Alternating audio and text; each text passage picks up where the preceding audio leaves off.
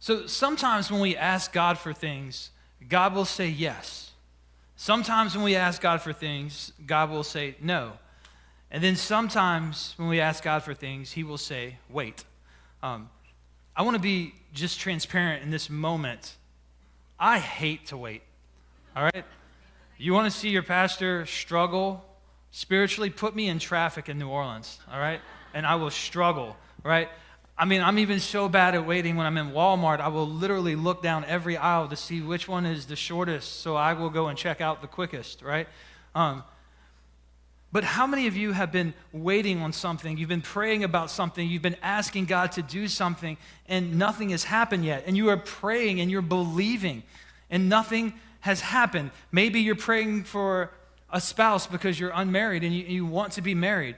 Maybe you're praying for God to do a mighty work in your marriage, or maybe you're asking God to get pregnant. Maybe you're praying for a child to come to salvation. You know, maybe you're praying that God heals you from depression or helps you get out of debt. And some of you have been waiting for so long for these things, right? And you're wondering right now, is God even listening? Where is he at? I want to tell you that God knows, and Jesus understands.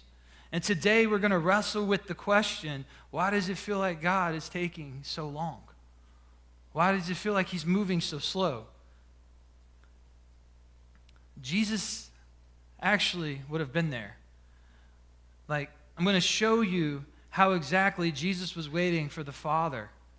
So obviously we can't get in Jesus' mind, but we know that Jesus is God in the flesh. And even as a child, he would have known that his mission was to seek and save those who were lost. He knew that he was coming to this sin-ridden earth to pay a debt that he didn't owe because we owed a debt that we couldn't pay, right? He knew that his mission was to come here, and he was going to give us life and give us life more abundantly. But yet Jesus had to wait for 30 years before the Father gave him the green light to accomplish that mission. 30 years. Like, listen, 30 years. God in the flesh waited for 30 years, right?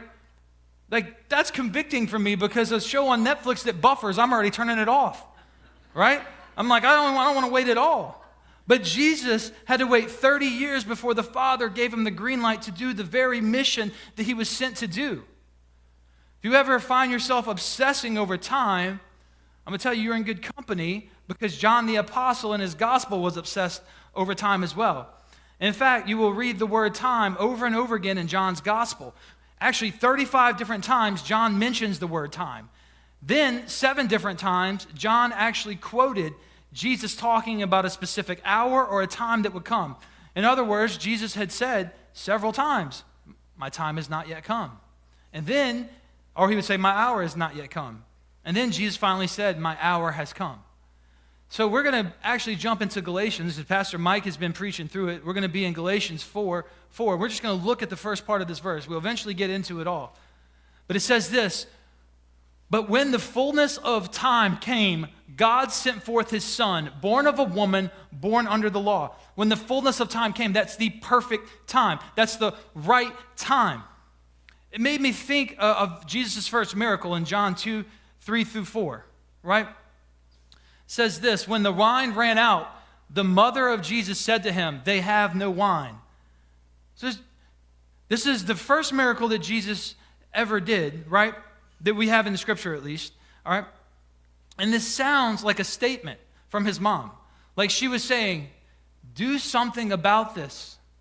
And I could see as Mary is asking Jesus about this, she raises her eyebrow. She's like, we don't have any more wine, Jesus. Eyebrow goes up.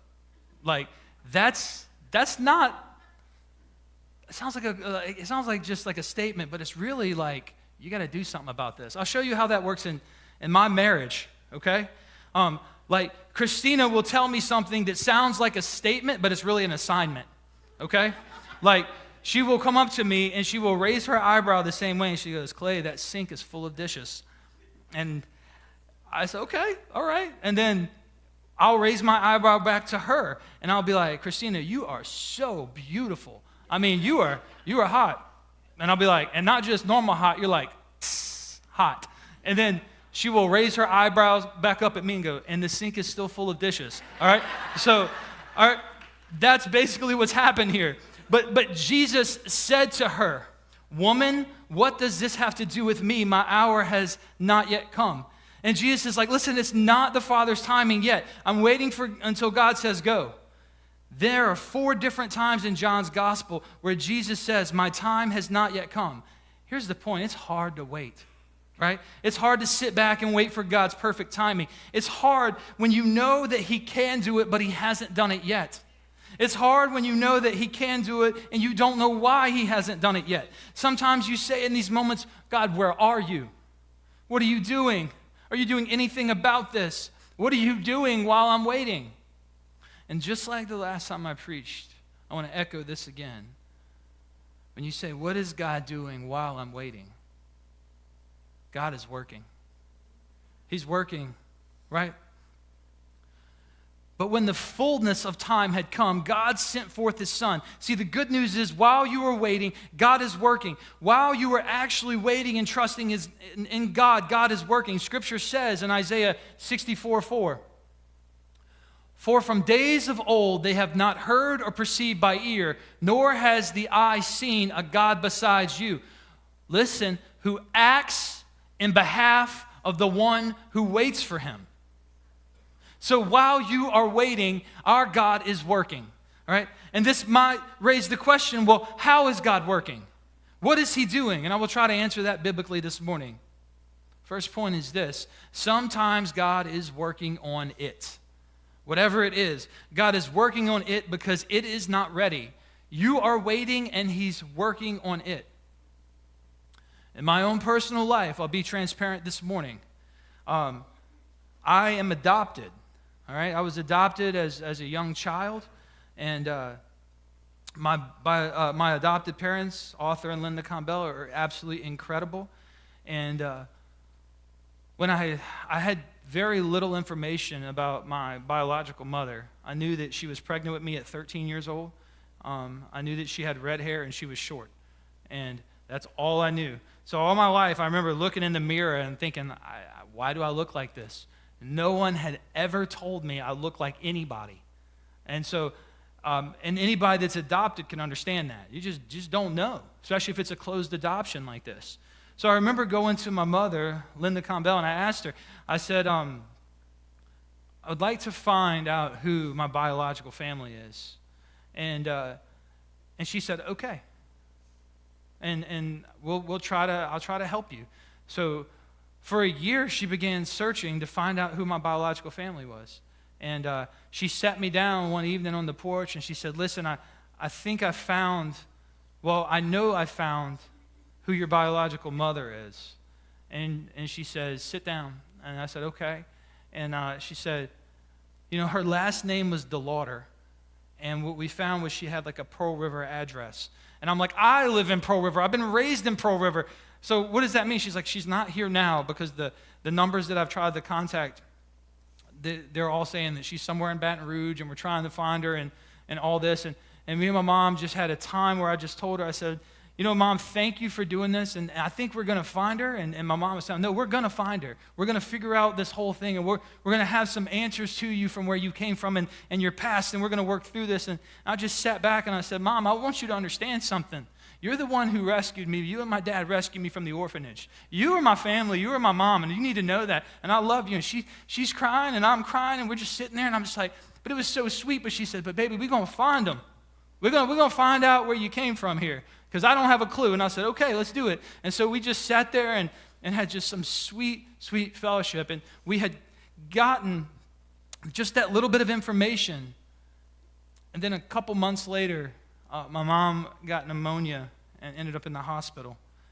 And very shortly after, tragically, and all of a sudden, my mom passed. And I'm going to tell you right now, my soul wept. And some of you have been there when you lost people. Some of you have been there when you lost, moms, where you cry till you can't cry anymore, where there's no tears coming out of you. And I see the heads are just nodding. You've felt that pain. Well, this was my mom, and she passed, and so I was like, I don't know what to do. We're just trying to figure it out. My life is completely changed forever in this moment because she passed. So the last thing I thought about was ever trying to figure this out. And honestly, for that next year, I just said, I'm not even going to worry about it because I'll never find it. And I got enough just to say that was my last name, and that's just the way it's going to be. And I'm okay with that. It was always a dream that she and I both had, that we would be able to find this out, right? One day I came home from work. I was laying flooring with my buddy Josh Krill. So if you know him, don't hold that against me. But so we were laying floor, and I come home, and I get a message on Facebook. And it's from a friend of mine from high school, TJ Tyler. And he sent me, he said, Clay, I just got crazy news. Call me immediately, 985 ... I said, okay. So I called him, and he's excited. He says, Clay, did you know we're cousins? Did you know any of this? Like, you hung out with me, you came to my house, and I was like, wait, what? And he's trying to fill me in, and I'm like, oh, wait, my mind's spinning right now. This is a lot to absorb. And he said, well, listen, just I got to go, but yes, dude, we're cousins. And I was like, okay. And he's trying to fill me in, and I walk inside, and I met with my dad, and my dad said, hey, son, Pam DeLauder called, and she wants to know if she could come meet you. And I said, who is Pam DeLauder? And he said, that's your aunt. And I was like, okay, yeah, I'm fine with her coming to meet me, but how did this happen? And my dad said that, and my Aunt Pam had called him and said, are you Arthur Combel? And he said, yes. And he said, listen, my name is Pam DeLauder. Did you adopt a child? And he said, yes, we adopted two. And he said, Aunt Pam said, well, was one of them born February 24th, 1987 under doctor care? And he said, yeah, that's my son Clay. And at that moment, she screamed. And she said, you have my nephew. And we have been looking for him for all these years. Is there any way we could see him? And my dad was like, well, let me talk to him. Let's see what he wants to do in this situation first, and let's be respectful. And she was like, absolutely. So he came to me and asked me, and I was like, yeah, bring him. So, of course, my dad, being my dad, starts putting on a pot of coffee and starts trying to make a meal, And so he's getting it all ready, and I ran and jumped in the shower because I'm gross. I just came back from work, and I didn't want that to be the first impression that I meet my biological family with, right? And I say all this because this entire time while I was waiting, God was working. He was working behind the scenes. You see, because many years before that, I had dated this girl, and I had gotten close to her family. And as all this is going down, my mother and her mother got to be friends. And so as the time passed, the girl and I broke up, but I was still very close with her family. Like, her first cousin was one of my best friends, right? Her father, we always had that running joke because although she and I broke up, her father never broke up with me, right? Like, he would be the one who's like, hey, you want to go fishing? You want to do this? And I'm like, yeah, because he didn't have a son, so I would go with him all the time, right? Well, that very woman, her name was Carrie. That's actually DJ's aunt. The small world, right? So Miss Carrie and my mom were looking. She was helping my mom search for my biological family and to see what happened. It just so happened that Miss Carrie, down the street from her, were a bunch of DeLauders that she knew. And so during that year process after my mom died, Miss Carrie had reached out to them and said, have you ever given a son up for adoption in this family that any of y'all know? And immediately they were like, how do you know about that? What's going on with that? And the rumors started swarming, and they're all on the phones with each other, and they're all trying to figure it out. And like, Miss Carrie had done this for me, right? And the news swarmed around, and I remember, like, from about 20 minutes of me getting out of the shower and getting some clothes on, cars started pulling up in my dad's driveway. And I remember my Aunt Pam and Aunt Susan getting out of the vehicles, and they walked up, and I don't know what to expect, It's like watching a movie, but it's my life happening, right? I was like, I don't know what's going to happen. And they both looked at me, and they both were crying. And they both said, you look like our sister Tilly. And it's the first time in my life I'd ever looked like anybody. And I was like, what? What does she look like? I don't know. Like, I'm really confused, right? And I want to tell you that God was working through all these situations. His hand was at work the whole time. You think it's by coincidence that Carrie Creel lived down the street from the DeLauders? You think it's by coincidence that we were close to that family? You think it's by coincidence that all of this happened? No, the Lord orchestrated it. He predestined it. He had it at work in this whole time that he knew, but it wasn't the time yet. And then when it was time, he was ready, right? He was ready. So you might be praying, God, will you fix my marriage? Will you save my spouse? Will you heal me? Will you take away my anxiety? Will you work out this depression in me and heal me completely? Why are you taking so long? The next thing I want to tell you is this. Maybe he's working on it, and it's not ready. Or maybe he's working on you, and you're not ready. Right? See, a lot of times I've found myself asking God, why won't you give me what I want, and I want it now? And I wonder if sometimes God says back, because you can't handle it yet. You're not ready yet. You might be asking God for more money, and God might be like, you can't handle what you have now. Be faithful for the little you have now, and I'll give you more. Or for these young preachers that come up to me and they say, hey, I need to have a platform. I need to have an influence. And I always tell them the reason maybe that you don't have that right now is that God's wanting to grow your character before he increases your influence. He doesn't want to give you talent to take you somewhere that your character can't keep you, right? God might want to mature you. He might want to do a work in you before he does a work through you. You see, sometimes God has to do something in you to prepare your character before he does something through you.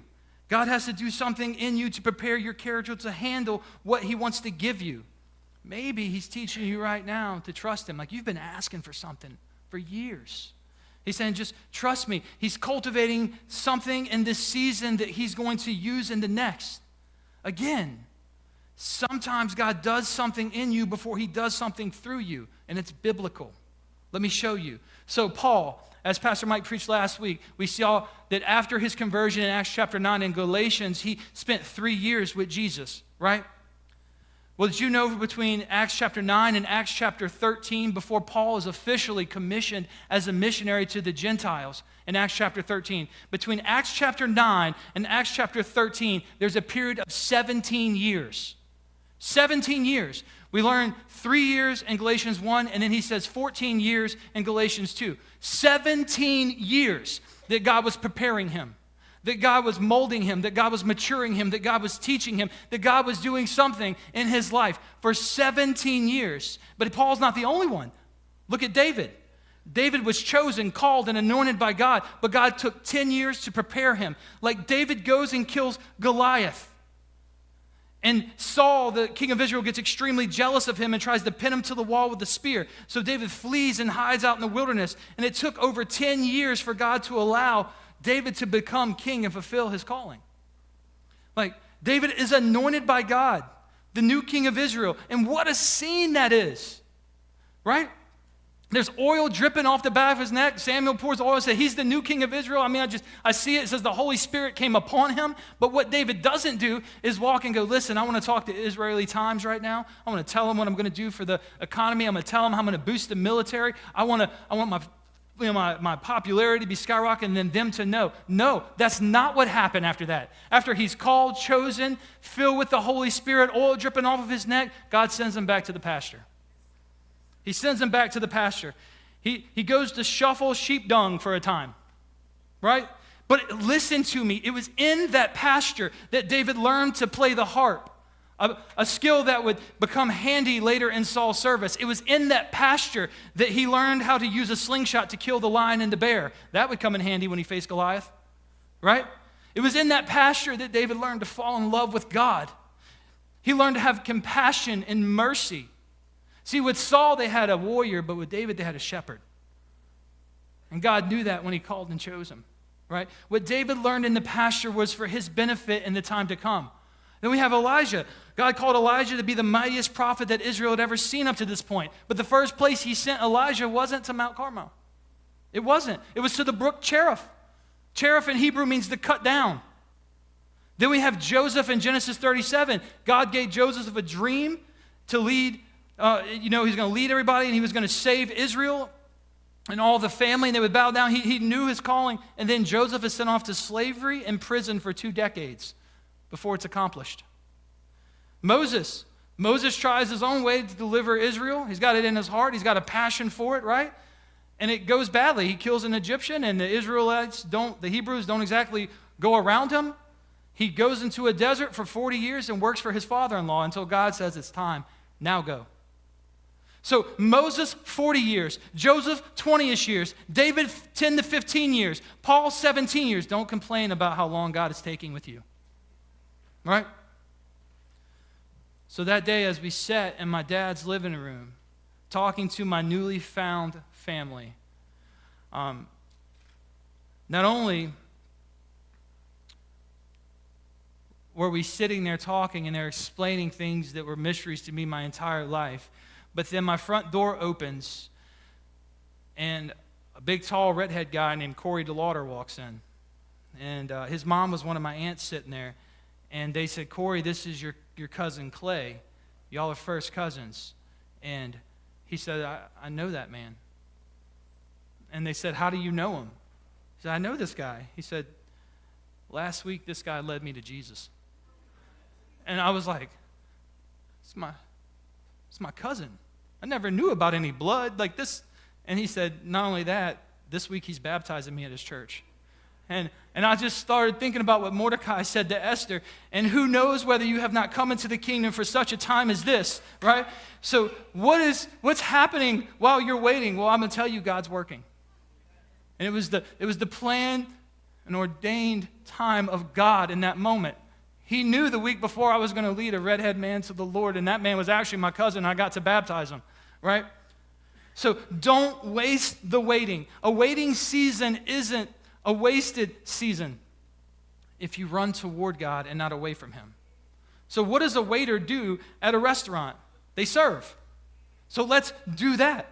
Let's serve while we are waiting. Let's not wait passively. Let's wait actively. And I want to show you what God was doing while everyone was waiting for the promised Messiah. Like Galatians 4:4. But when the fullness of time came, God sent forth his son. Let me show you what's really going on behind the scenes that they didn't see then. It all started way back in the Garden of Eden. The world had been waiting for this prophecy to be fulfilled about the coming of the Messiah. The Old Testament prophets had prophesied continually that he's coming. And then they start saying, why is it taking so long? When will he come? And although they didn't know then, but we know now, the world was not ready yet. It was not ready yet. How so? Well, I'm going to give you a little history known as the intertestamental period. This was the 400 years between Malachi and Matthew, right? It was between Malachi until John the Baptist. So for 400 years, no prophet spoke on behalf of God, and this is brutal for the people of Israel. See, before that time, while the Jews were waiting for the Messiah, at least God had sent prophets to speak. But in this time, no prophet had spoken, and there was nothing. And this might be how some of you feel this morning. You might feel like God has gone silent in your life. I want to tell you something. Write this down. Just because God feels silent doesn't mean he's absent. And while you are waiting, he is working. So you can imagine everyone saying, God, why are you so silent? Why are you not doing anything? Oh, but God was doing something. In fact, God was doing a lot. Because when the fullness of time had come, God sent forth his son. When the time was perfect, when the time was right, God sent forth his son. And looking back, I will just give you 3 things that God was doing in this moment, in this time period. Number 1, the Socratic method of teaching became the new way of learning. Instead of the didactic method, which was the teaching of direct truth, this is the first time in history with the Socratic method that people were supposed to ask questions about what they learned. All right? Before it was just like, this is how it was, don't ask any questions, take it. And this method, the Socratic method, you're supposed to ask questions. You're supposed to learn through asking questions. Number 2, throughout all of history, the Old Testament had previously only been in Hebrew. That is until this time period in the intertestamental time. In around 280 BC, the Old Testament was translated into Greek at this time. And the third thing, which was world-altering, was that Alexander the Great conquered the known world. Why is this significant? This means that now there's a common language. Everyone now spoke a little Greek. During that time, there was known as a diaspora where the Jews were forbidden to live in Jerusalem, and they had to spread out all over the world. And as this was happening, Rome was developing roads and highways through the entire empire of the world. So therefore, during this 400-year period, God had seemingly went silent. While they were waiting, God was working. So this is what that means. So for the first time in history, we see three things. Number one, people are encouraged to ask questions. Number two, everyone had access to the Bible in a language they could understand and are supposed to ask questions about it. Number three, for the first time in history, the good news could spread in a common language through the Jewish people, through roads in the known world. And God is doing that, all behind the scenes. He's preparing it. So while they were waiting, God was working. He was setting things up to spread the gospel when the time was just right. Not too early, not too late, the right time. So in Galatians 4:4-6, it says this: when the fullness of time came, God sent forth his Son, born of a woman, born under the law, so that he might redeem those who were under the law, that we might receive the adoption as sons. Because you are sons, God has sent forth the Spirit of his Son into our hearts, crying, Abba, Father. When the time was just right, God sent forth his Son. So you ask God for things, and remember, sometimes he does say yes, and he gives them to you immediately. Sometimes he says, wait. There are times when God says, no, that's not his will. Yep, he's not going to do sometimes what you ask him to do. And he's still God. Listen, it's not about our preferences, it's about his glory. And our response should be like those three Hebrew boys in Daniel 3. Whenever Nebuchadnezzar, the king of Babylon, tells them, you bow down and you worship me. Bow down to this statue. And those three Hebrew teenagers goes, we're not going to do it. Like, we believe our God can save us. We believe our God will save us. But even if he doesn't, we're going to be faithful to him. And that should be our response. Scripture says this: for my thoughts are not your thoughts, nor are your ways my ways, declares the Lord. For as the heavens are higher than the earth, so are my ways higher than your ways, and my thoughts higher than your thoughts. So if you're waiting, remember that God is working. Maybe he's working on the situation, or maybe he's working on you. Maybe he's not going to do exactly what you want him to do. Listen, he is not a genie in a bottle that serves our wishes. We are here to glorify him. And Jesus modeled that perfectly for us in Luke 22. It says this: and he withdrew from them about a stone's throw and knelt down and began to pray, saying, Father, if you are willing, remove this cup from me, yet not my will, but yours be done. When God the Father did say it was time for Jesus to come and his ministry to start, it wasn't for Jesus' benefit, meaning what God called Jesus to do was not something that Jesus wanted to do. He knew he was going to suffer immensely. He wasn't happy about it, but he did it in obedience to his Father and for the glory of God. John 12:27-28 says, now my soul is troubled, and what shall I say? Father, save me from this hour? No, it was for this very reason I came to this hour. Father, glorify your name. Then a voice came from heaven, I have glorified it and will glorify it again. And Jesus is like this. He's modeling this to us. Father, glorify your name. Your kingdom come, your will be done on earth as it is in heaven. And this should be our attitudes. Like, Father, if you give me what I've asked, when I ask for it, praise be your name. Father, if you do not give me what I asked, when I ask for it, praise be your name. Father, if you're making me wait for what I asked for, praise be your name. May you be glorified. I want to ask you, can you say that this morning? Can you say that? So as I sat in my dad's living room with my newly found family and my cousin that had just led to Christ the week before, my aunt pulls out a picture of my mother, my biological mother, and she hands it to me. She said, this is your mother, Roxana DeLauder. And for the first time, I saw somebody that looked like me. She had my same dimples, same green eyes. She had red hair, just like we were told. And, so white she glowed in the dark at night. But I just sat there in shock. And she explained to me, she's like, I'm going to get in touch with her for you.